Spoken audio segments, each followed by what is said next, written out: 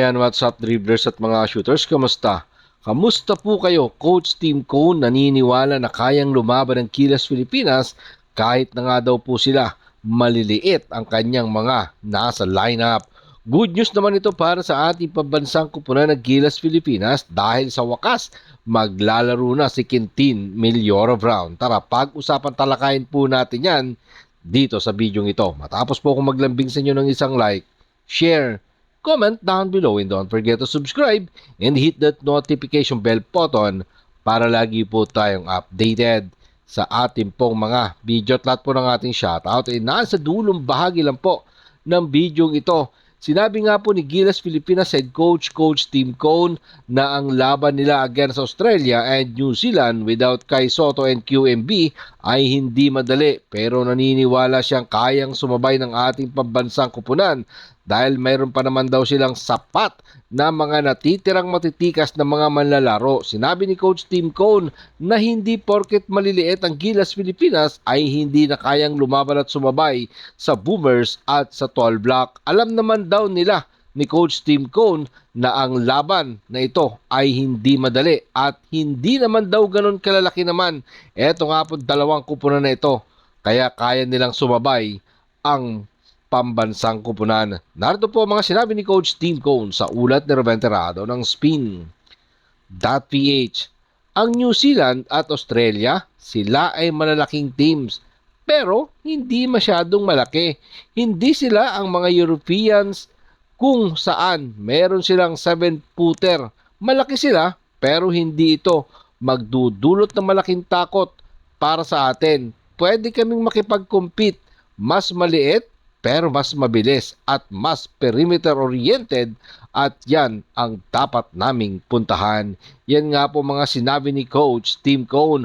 Base nga po sa window 1, ang lineup ng Australia at New Zealand ay meron nga po silang 6'6" average height. Samantalang ang ating pambansang kupunan ng Gilas Pilipinas ay meron namang 6'5".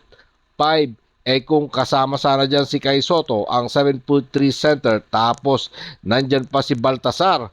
At siyempre, mga shooters, nandyan pa si AJ Edu at si Junmar Pajardo. At eto, good news naman para sa ating Gilas Pilipinas at sa mga Gilas Pilipinas fans.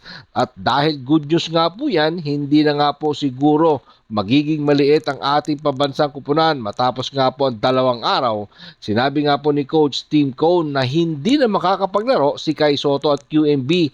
Ngayon ay may isa ng maliwanag na dumating na magandang balita para sa ating pambansang kupunan ng Gilas Pilipinas matapos nga po ang last minute deal na talaga namang gusto ng Gilas Pilipinas fans na balita na nakapagkasundo na si QMB at ang SBP para sa isang term contract. Kahapon nga po Wednesday ay nakipagkasundo na ang 6'10" center sumama sa Gilas Pilipinas at maglaro laban sa Tall Black at Boomers. Ayon nga po sa ulat ni Homer Saison sa Spin.ph na sasakay na nga daw po si QNB sa eroplano mula sa Japan papunta ng Manila ngayong araw po yan at mamayang hapon nga daw po ang magiging dating. Samantala sinabi rin ng source na sasama sa team practice. Eto nga pong si QMB this coming Friday. Ayon nga po yan sa source sa ulat ni Homer Saison sa Spin.ph. Hindi daw nila agad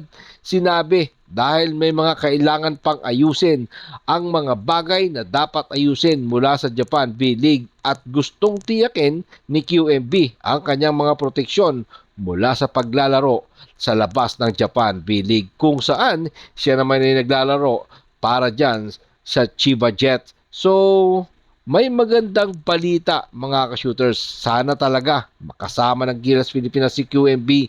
Sana ganoon din si Kai Sotto. Still praying for Kai Sotto na sana mga ka-shooters mag-iba ang ihip ng hangin. At sana lahat ng ito ay sabi nga parang or pawang strategy lamang ng ating pambansang kupunan na kunwari hindi maglalaro si Kai Sotto, si QMB para hindi tayo masyadong ma-scout ng mga makakalaban. Maraming salamat po sa inyong panonood naman po ang inyong maging opinion. Diyan po natin yan pag-usapan sa comment section. Ingat and God bless everyone. Adjourn, pero katulad po ng ating nakagawian, bago po natin tapusin ang ating video, shoutout po kina